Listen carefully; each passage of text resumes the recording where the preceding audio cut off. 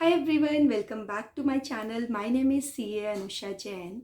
In today's video, I'm going to talk to you about 5 mistakes to avoid while you are investing for a long term in stock market or any other investment firm. सो आज की video में मैं आपके साथ ये 5 mistakes share करने वाली हूँ जो मैंने over the period of time सीखी है अपने करियर में। एंड मुझे लगता है कि most of the investors in mistakes को कमिट करते हैं जिनकी वजह से जितनी वेल्थ उनकी जनरेट हो सकती थी उतनी वेल्थ जनरेट नहीं हो पाती है। तो इस वीडियो को आप ध्यान से देखिएगा ताकि आप वो मिस्टेक्स कमिट ना करें इन फ्यूचर और आपको हेल्प मिले अपनी इन्वेस्टमेंट जर्नी में। So moving on to the mistake number 1, you are not doing research on the company in which you are invested और you are planning to invest. तो ये एक बहुत बड़ी प्रॉब्लम है कि आप लोग क्या करते हो, किसी के कहने पर किसी भी कंपनी में इन्वेस्ट करने का सोच लेते हो या फिर प्राइमा फेसी आप देखते हो कि इस कंपनी के अभी नेट प्रॉफिट्स अच्छे हैं या इसके रेवेन्यू अच्छा आ रहा है और मार्केट में अभी इस चीज़ की बहुत ज़्यादा हवा है तो इस चीज़ में हम इन्वेस्ट कर देते हैं, इस स्टॉक में हम इन्वेस्ट कर देते हैं। बट आप कंपनी के फंडामेंटल्स, आप कंपनी के फाइनेंशियल्स और कंपनी की रिपोर्ट्स या उसकी जितना भी आप डेटा है उसको आप एनालाइज नहीं करते हैं just on the basis of fact कि आपको लग रहा है कि वो मार्केट में अभी कंपनी या स्टॉक अच्छा परफॉर्म कर रहा है तो वो फ्यूचर में भी अच्छा परफॉर्म करने वाला है। तो ये आपकी बहुत बड़ी मिस्टेक हो सकती है।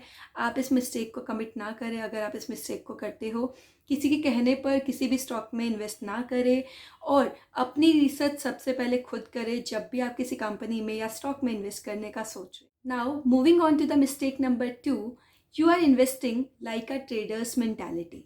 इससे मेरा मतलब क्या है कि जैसे कि एक जो ट्रेडर होता है वो क्या करता है, वो डेली क्या इवन एक एक मिनट में शेयर के प्राइस को चेक करता है कि कहाँ उसके पास अपॉर्चुनिटी है, कहाँ वो थोड़ा बहुत प्रॉफिट अर्न कर सकता है।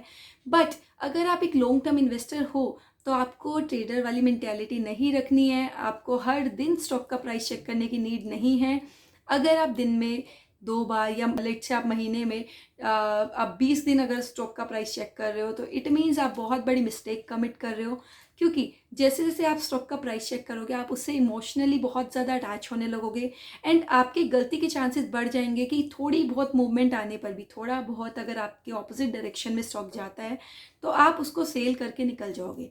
तो इसीलिए आपको क्या करना है, आपको ट्रेडर वाली मेंटालिटी से दूर रहना है और आपको बार बार स्टॉक के प्राइस पर चेक नहीं रखना है अगर आप लॉन्ग टर्म के लिए इन्वेस्ट कर रहे हो तो। ठीक है, तो आपको क्या करना है, अब आप कहेंगे कि अब हम ट्रैक ना रखें शेयर का तो ऐसे कैसे बात बनेगी। मैं इस चीज़ के लिए आपको बोलूँगी कि आपको क्या करना है, आपको कंपनी की जितनी भी बोर्ड रिपोर्ट्स है, कंपनी के जितने भी फाइनेंशियल रिजल्ट्स आ रहे हैं, आपको उस पर ध्यान रखना है। आपको ओवरऑल इकोनॉमी पर ध्यान रखना है। आप कभी महीने 2 महीने में एक बार स्टॉक का प्राइस चेक कर लो, बाकी सब पैरामीटर्स को ध्यान में रखो। बट डेली अगर आप प्राइस चेक कर रहे हो you are going in a wrong direction. तो इसीलिए आपको ये मेंटालिटी को अवॉइड करना है। आगे बढ़ने से पहले आप पहले एक अपडेट सुनिए, देन विल कंटिन्यू। अनअकैडमी पर मेरी एक स्पेशल क्लास होने वाली है जिसमें मैं सीए इंटर एफएम का चैप्टर नंबर 2 की थ्योरी आप लोगों को करवाने वाली हूँ। थ्योरी के नोट्स मैं आपको बनवाने वाली हूँ। तो ये जो मेरी क्लास है वो कल दिन में 12 बजे से लेकर 1 बजे तक होने वाली है। 12 PM to 1 PM my class का टाइमिंग रहने वाला है। तो आप इस क्लास में एनरोल करवा सकते हैं, totally free of cost. Link is given in the description box below. और साथ में मेरा कोड यूज़ करना मत भूलिएगा, सीए अनुषा, अगर आपको सारी फ्री क्लासेस फ्री में व्यू करनी है टोटली। ठीक है जी, so link is in the description. I meet you in my class.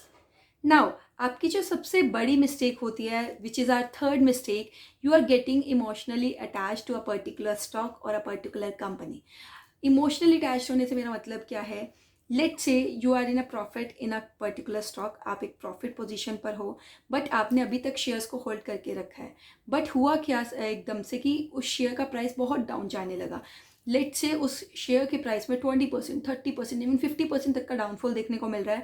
But आप अभी भी उस शेयर से इतना इमोशनली अटैच्ड हो कि नहीं, इस शेयर पर मैंने रिसर्च करी थी, ये मेरे एनालिसिस तो गलत हो ही नहीं सकता है, ये कंपनी बहुत अच्छा परफॉर्म करने वाली है। आप इतना इमोशनली अटैच हो जाते हो कि आप फैक्ट्स एंड डेटाज के ऊपर क्या आप विश्वास करना बंद कर देते हो। किसी आप कंपनी से इतना अटैच मत हो कि वो आपके लिए ही बहुत हार्मफुल साबित हो। तो इसीलिए आपको क्या करना है, आपको हमेशा रिसर्च पर विश्वास रखना है, आपको हमेशा मार्केट कंडीशंस पर विश्वास रखना है। आपको कभी भी अपने 100% इमोशंस को बीच में नहीं लाना है, क्योंकि अगर आप इमोशनल हो जाओगे तो देयर इज़ अ पॉसिबिलिटी कि जहां आप कम लॉस में या फिर स्टॉप लॉस पर एग्जिट कर सकते थे, आप अपनी पूरी इन्वेस्टमेंट या majority part of your investment को आप वाइप आउट कर दोगे।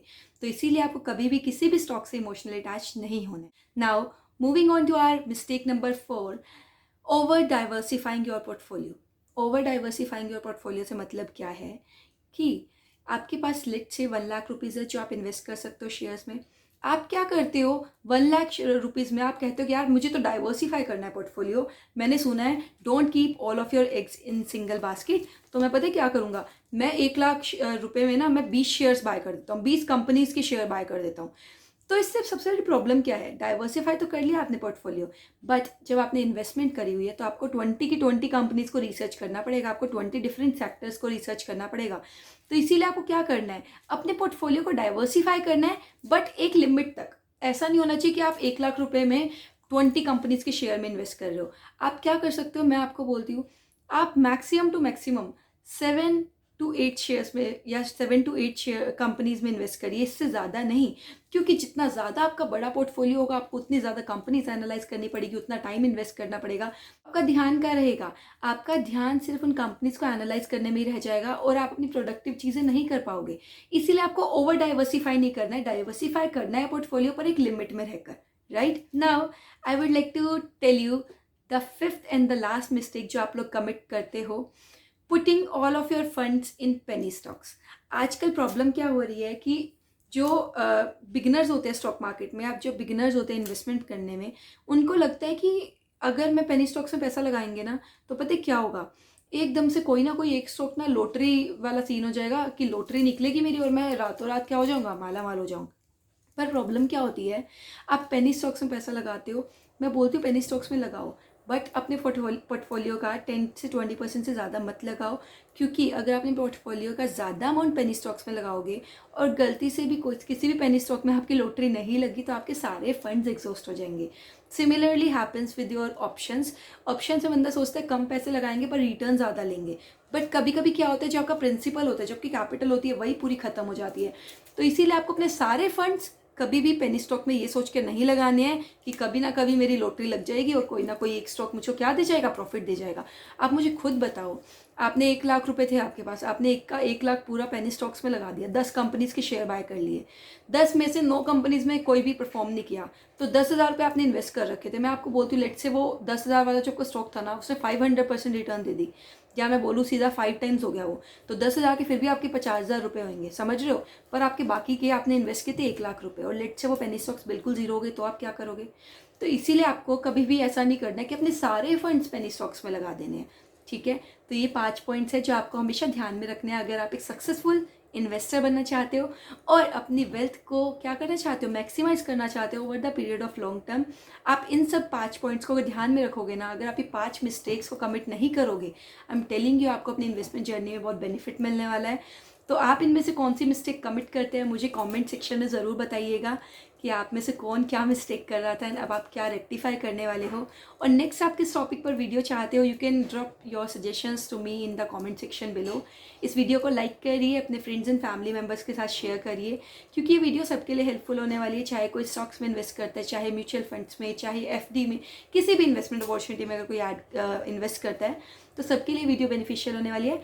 आई will see you in my next video, till then take care and bye bye.